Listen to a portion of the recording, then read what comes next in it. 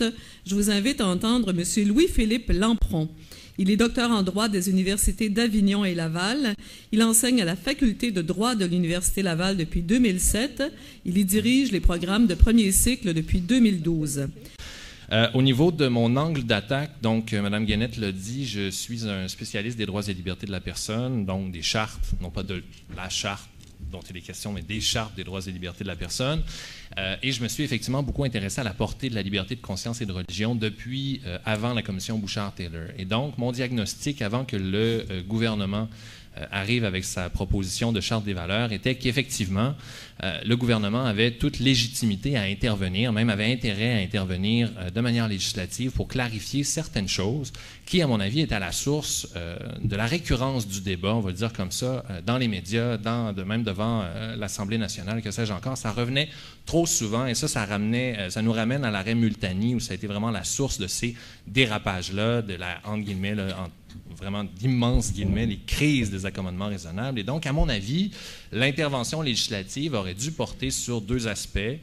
D'une part, on aurait dû essayer de s'attaquer vraiment à visage découvert, sans jeu de mots, à la perception parmi les décideurs de la sphère publique qu'il faut accommoder toutes les demandes fondées sur les convictions religieuses. Manifestement, depuis l'arrêt Multani, sans doute à cause des balises très larges, de la définition très large qu'on a donnée à la liberté de conscience et de religion en droit canadien, les décideurs de première ligne, que ce soit dans les commissions scolaires, les écoles, même les employeurs, avec la peur de la judiciarisation, il y avait manifestement un malaise et c'était repris par les médias encore et encore.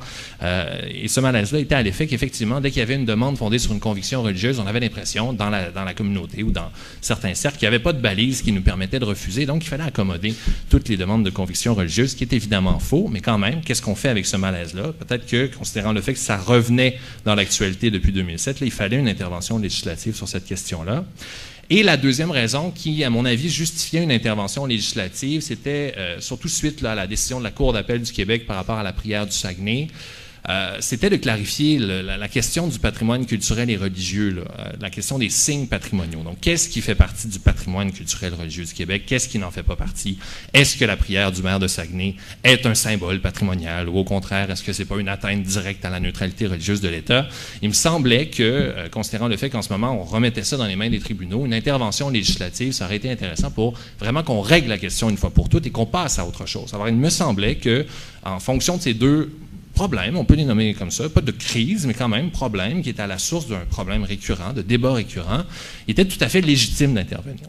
Et donc, le document d'orientation sur la Charte des valeurs est tombé et j'ai longtemps pleuré, j'ai été profondément déçu du contenu du document d'orientation. À mon avis, non seulement la proposition du Parti québécois ne règle pas l'un ou l'autre des problèmes que je viens d'identifier avec vous, mais de surcroît, il me semble qu'il en crée un nouveau et un majeur avec sa proposition qui finalement est au cœur de la Charte des valeurs. Hein, Mme Guénette l'a résumé comme ça tout à l'heure, d'interdire de manière généralisée le port des symboles religieux pour les fonctionnaires de l'État, pour tous les fonctionnaires de l'État. Alors là, on ouvre un nouveau front à la problématique au lieu d'essayer de régler, de s'attaquer au problème qui était somme toute mineur. Là. Et là, on vient vraiment à la place d'ouvrir un nouveau front à la problématique très, très sensible. Dès qu'on parle de conviction religieuse, ça devient extrêmement émotif. Et donc, avec cette nouvelle proposition-là, avec l'intégration ou l'importation du régime républicain à la française, il me semble que, et c'est pour ça que j'étais profondément déçu, on règle rien et en plus, on crée un problème supplémentaire. Alors, ce que je vous propose pour ma présentation de ce soir, vous n'avez pas vraiment le choix, c'est de dresser un portrait général de ce que les membres du gouvernement nous disent du projet de Charte des valeurs. Donc, ils nous présentent le projet de Charte des valeurs, ils nous présentent les effets potentiels du projet de Charte des valeurs. Donc, d'une part, je vais essayer de le faire de manière pas trop caricaturale, parce que sinon, je vais me faire rappeler à l'ordre, j'en suis persuadé. Et par la suite, je vais analyser avec vous, sous un angle plus juridique, les impacts réels, les impacts concrets du projet de loi aux règles actuelles qui régissent la gestion de la diversité culturelle et religieuse au Québec. Donc, pas au Canada, mais au Québec. Bon, alors, si on revient donc aux différentes déclarations, là, que ce soit de la première ministre, du ministre Drainville, Lisée et j'en passe, le projet de loi, le projet de Charte des valeurs, ou Charte au nom interminable, créerait quatre choses. Hein. Enfin, on aurait des règles claires en matière d'accommodement. Donc, on établirait des règles claires en matière d'accommodement religieux. Le projet de loi mettrait fin, pour plusieurs, au règne du cas par cas, qui serait quelque chose de nuisible, par ailleurs, aux règles du cas par cas en matière religieuse. Le projet de loi assurerait, une fois pour toutes, la primauté du principe d'égalité homme-femme sur la liberté de religion, donc sur des convictions religieuses problématiques ou encore discriminatoires. Et finalement, par rapport à l'interdiction générale du port de symboles religieux pour les fonctionnaires, cette interdiction-là ne serait pas discriminatoire puisqu'elle vise également toutes les religions, hein, pas uniquement les minorités religieuses, mais bien également la religion majoritaire, les chrétiens comme les musulmans, les sikhs, les juifs, etc. Bon, dire comme ça, si je manque de temps, au moins vous aurez la synthèse, toujours, hein, on gagne du temps. Donc, le seul apport significatif aux règles qui régissent la gestion de la diversité religieuse actuellement, là, quand on se tourne vers les chartes, le seul apport significatif qui est apporté par le projet de loi, il concerne l'interdiction des symboles religieux pour les fonctionnaires.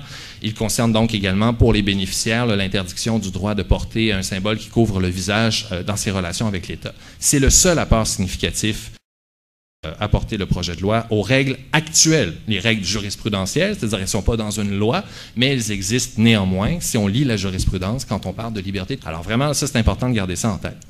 Pour le reste, le projet de loi se borne à une codification, au sens où on va intégrer dans une loi des règles qui existent déjà, mais qui ont été établies par des décisions jurisprudentielles, des décisions des tribunaux, finalement. Alors, quand on parle de codification, en termes de juriste, je ne veux pas vous endormir, l'objectif, c'est vraiment d'intégrer dans une loi, pour donner une balise plus, peut-être, rassurante, on va le dire comme ça, aux décideurs, en disant, mais voici les balises de la jurisprudence, on les intègre dans la loi, et là, le projet de loi voudrait les intégrer dans la Charte québécoise. Bien. S'agissant d'abord de la clarification des balises permettant d'octroyer un accommodement religieux, le ministre Drainville, ad nauseam, revient avec le fait qu'enfin, on a des balises qui nous permettent de gérer une demande d'accommodement religieux. Alors, quand on regarde l'article 15 du projet de loi et qu'on l'analyse de manière comparative avec la jurisprudence, avec les balises jurisprudentielles, on se rend compte que l'article 15 n'apporte strictement rien. Aucune nouvelle balise. Toutes les balises qui sont apportées par l'article 15 sont déjà prévues par la jurisprudence. Et donc, on peut parler de codification, on peut parler de reconnaissance, on peut parler d'un document qui vise à rassurer les gens, mais on ne peut certainement pas parler d'un document qui, enfin, établit des balises. Les balises, elles existaient déjà. Là, elles se trouvent intégrées dans un texte de loi, finalement. Donc, un texte de loi à portée fondamentale, d'une part. D'autre part, c'est, à mon avis, très difficile de présenter ce document-là comme étant un document qui permet la fin du cas par cas, quand, en plus, on intègre une distinction supplémentaire pour les fonctionnaires avec la distinction entre les petits signes religieux et les traits visibles, finalement. Alors là, ça nous ramène à toutes sortes de blagues un peu de mauvais goût avec une police qui se promènerait avec la règle pour savoir, bon, est-ce que ça c'est trop gros, trop grand, trop petit, etc. Donc, on intègre même une disposition supplémentaire qui nous plonge directement dans le cas par cas. La reconnaissance des balises jurisprudentielles, donc des balises casuistiques, dans le projet de loi, nécessairement, c'est donc la consécration du cas par cas, d'une part. D'autre part, on rajoute même une distinction dont il va falloir tenir compte là, par rapport aux fonctionnaires en disant, ben, les petits symboles, ça passe, les grands symboles, c'est interdit, ça doit être laissé dans le tiroir.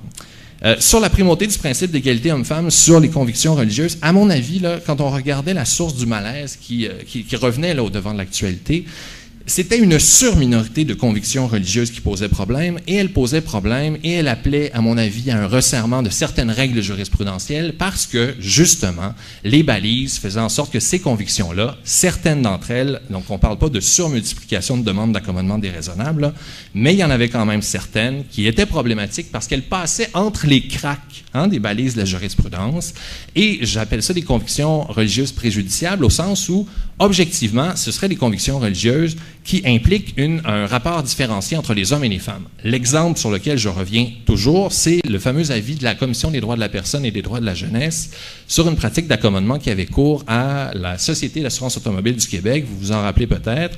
Ça avait été un peu dissimulé, c'était sorti dans les médias, puis ça avait fait un tollé avant l'adoption du projet de loi 94. Et donc, cet accommodement-là permettait à une personne, au nom de ses convictions religieuses, de ne pas faire affaire avec un examinateur de sexe opposé, au nom de ses convictions religieuses. Et donc, là, on a appliqué les balises jurisprudentielles actuelles et on a dit, puisque le processus qui est suivi par la Société d'assurance automobile du Québec n'implique pas de preuve d'atteinte à l'égalité entre les hommes et les femmes de qui que ce soit, on va permettre cet accommodement-là.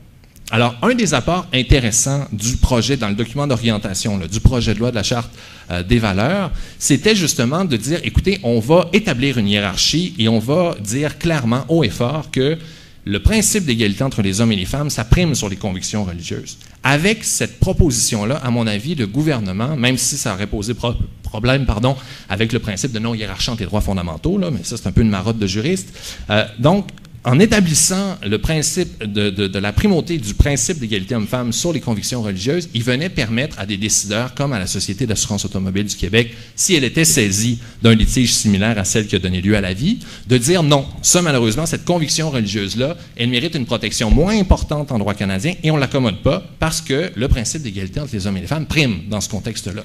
Et c'est la seule forme de conviction religieuse qui aurait été visée par une telle hiérarchie là, qui aurait été adoptée. Alors, surprise, parce que c'était quand même un point positif que je voulais amener au projet de Charte des valeurs, je prends connaissance du projet de loi cette semaine et je me rends compte que c'est plus là. Alors, dans les balises, maintenant, c'est une codification pure et simple. Il n'y a même plus cette nouveauté-là. Il n'y a même plus l'établissement qui était présent dans le document d'orientation qui disait que le principe d'égalité homme-femme prime sur les convictions religieuses. Maintenant, on revient à la balise qui est déjà acceptée en jurisprudence. Il faut démontrer, donc, l'existence d'une preuve d'atteinte à l'égalité aux hommes et les femmes de quelqu'un pour refuser une demande d'accommodement. Alors, je ne sais pas pourquoi, puis c'est passé complètement off, personne n'en a parlé, et on continue de dire qu'enfin, c'est un document qui affirme la primauté du principe de l'égalité entre les hommes et les femmes. Alors, qu'est-ce qu'il faut? Puisque si jamais la Commission des droits de la personne recevait le même litige, bien, elle rendrait exactement la même décision en fonction des mêmes balises, qui sont les balises qui sont codifiées dans le projet de loi. Donc, dernier élément, sur l'interdiction généralisée du port des symboles religieux pour les fonctionnaires de l'État, et évidemment, on affirme encore et encore que c'est pour assurer l'apparence de neutralité religieuse de l'État. Bien, écoutez, deux choses là-dessus, puis ensuite, peut-être, je sais que Jocelyn McClure a travaillé de manière plus poussée sur le concept de laïcité, donc peut-être qu'il va vous en entretenir. Mais deux choses quand même à dire. Sur l'État, on dit souvent que la neutralité religieuse de l'État n'a pas d'existence en droit canadien, c'est faux.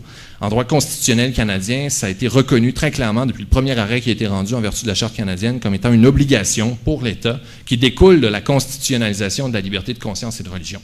Grosso modo, l'État, comme on a constitutionnalisé la liberté de conscience et de religion, doit faire preuve, pour respecter la liberté de conscience et de religion, de neutralité religieuse. Et donc, le principe constitutionnel de neutralité religieuse de l'État, il existe, mais il est actuellement limité en droit canadien aux institutions, donc, par exemple l'adoption d'un règlement, ou aux fonctionnaires qui posent des actes de puissance publique. Donc, pas aux fonctionnaires qui répondent à l'accueil, mais par exemple qui adoptent un acte contraignant pour tous les bénéficiaires de services publics. Alors ça, c'est la règle actuelle qui régit le système de neutralité religieuse de l'État en droit canadien, et ça existe déjà. Maintenant, sur le fait que ce ne serait pas une mesure discriminatoire, puisque ça vise également toutes les religions, écoutez, c'est un choc direct avec la conception, on va dire, réaliste de l'égalité ou la conception d'égalité réelle, selon laquelle la discrimination en fonction d'effets préjudiciables, c'est interdit en vertu des chartes des droits et libertés de la personne, et ça, c'est une conception qui est largement répandue et acceptée, notamment en droit international des droits de la personne. Alors, qu'est-ce qu'on entend par discrimination par effet préjudiciable? Écoutez, à la base, là, quand on regarde le groupe des fonctionnaires qui va être visé par cette mesure-là, on a deux groupes. On a le groupe majoritaire, chrétien, agnostique, athée, qui n'a aucun effort à faire pour se conformer à cette interdiction-là. Aucun effort, puisque, en vertu de ses convictions religieuses ou de ses non-convictions, il n'emporte pas de symbole religieux. On a beau revenir sur l'exemple de la commission Stasi là, en disant là, que ça vise autant la kippa que le hijab, que le port de grandes croix, mais j'aimerais qu'on m'en montre là, des gens qui portent des grandes croix. Et donc, la question, c'est vraiment de dire, c'est une interdiction qui ne vise que les membres des minorités religieuses, exclusivement. Et pour cette raison-là, on ne peut pas dire que ce n'est pas discriminatoire. C'est clairement discriminatoire, c'est clairement une atteinte au droit à l'égalité des membres de ces minorités religieuses-là qui, en vertu de leurs convictions individuelles, doivent porter des symboles religieux pour se conformer à leur foi. Et maintenant, la question, nécessairement, ça va se passer à l'étape de la justification. Est-ce que l'État québécois a des motifs raisonnables de porter atteinte de manière aussi directe, on va le dire comme ça, au droit à l'égalité des fonctionnaires, j'allais dire des fonctionnaires et des fonctionnaires mais il y a déjà un dans fonctionnaire, des femmes et des hommes, donc, qui travaillent pour l'État. Et à mon avis, ça va être très difficile quand on regarde le courant jurisprudentiel actuel de convaincre, notamment, parce que ça s'en va directement à la Cour suprême du Canada, ce projet de loi-là, si jamais ça devait être adopté. Et ça va être très difficile, à mon avis, de convaincre un banc de juges, que ce soit la Cour d'appel qui doit appliquer donc le courant jurisprudentiel de la Cour suprême, que c'est compatible avec la Charte canadienne des droits et libertés. Alors, pour conclure, oui. Exactement. Donc, pour conclure, au-delà de l'avis, à mon avis, quasi unanime des juristes spécialisés en droit de la personne, qui inclut, donc c'est pas juste des professeurs d'université, là, ça inclut la Commission des droits de la personne et des droits de la jeunesse, voulant donc que le projet de loi soit incompatible avec la Charte canadienne, il me semble, surtout, sur le plan politique, que ce projet de loi-là, et la manière surtout dont il est présenté, nous fait déroger brutalement du régime d'ouverture et de tolérance québécois, qu'il était peut-être pertinent de resserrer, mais certainement pas de remettre en cause. Merci beaucoup. Merci. On est face à un mouvement planétaire, à une internationale islamiste qui veut étendre son idéologie d'un bout à l'autre de la planète. Et qui déjà représente une menace réelle au Québec, d'après vous. Vous en êtes convaincu? Bah écoutez, je vous réfère à l'article paru ce matin dans le journal La Presse, qui disait la chose suivante. Donc il parlait d'une mosquée, pour ne pas la nommer, c'est la mosquée Assouna, qui était une plaque tournante, non pas de l'intégrisme, mais du terrorisme international, voilà, avec des gens qui étaient recrutés pour travailler au service d'Al-Qaïda. Donc je pense que nous avons là un exemple concret. Je vous arrête là, puisqu'il faut vraiment, vous voyez que beaucoup de gens veulent continuer la discussion. Monsieur Lampron, en réponse à l'observation sur les minorités versus la majorité là, de Monsieur Cardinal. Oui, tout à fait. Mais avant de répondre à Monsieur Cardinal, je suis désolé, il va falloir que je réagisse aux interventions de Mme Sirois et de Mme Benhabib. Écoutez, je pense que j'ai envie de dire, comme dit ma copine, ben non. Là, malheureusement, on est dans la peur, on est dans la peur de l'autre, on entre dans les préjugés, on entre dans les amalgames. Je trouve ça très inquiétant, cette manière de...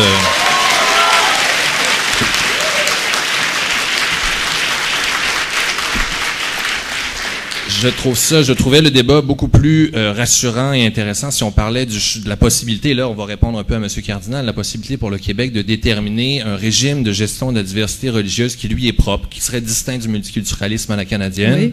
Oui. Écoutez, moi l'Assemblée nationale, effectivement, je pense qu'elle a toute la légitimité d'intervenir. Alors je suis un juriste, mais je ne suis pas un pro-gouvernement par les chartes nécessairement. L'Assemblée nationale, effectivement, a toute légitimité pour intervenir là-dessus, mais vraiment... En invoquant, par exemple, les droits collectifs. Les droits collectifs ou encore... pour la loi 100. Il y a tout à fait même la possibilité de déroger à la Charte canadienne des droits et libertés si le régime multiculturel ne nous convient pas et qu'on veut établir un régime interculturel. C'est-à-dire, la proposition de Bouchard-Taylor, elle était modérée. On dit, écoutez, le multiculturalisme à la canadienne ne nous convient pas. On se tourne vers l'article 33 de la Charte canadienne, on déroge à la Charte canadienne et on adopte un régime à la québécoise. La question en ce moment, c'est que dans les amalgames qui ont été présentés, moi j'ai peur que les amalgames de Mme Sirois soient les pires.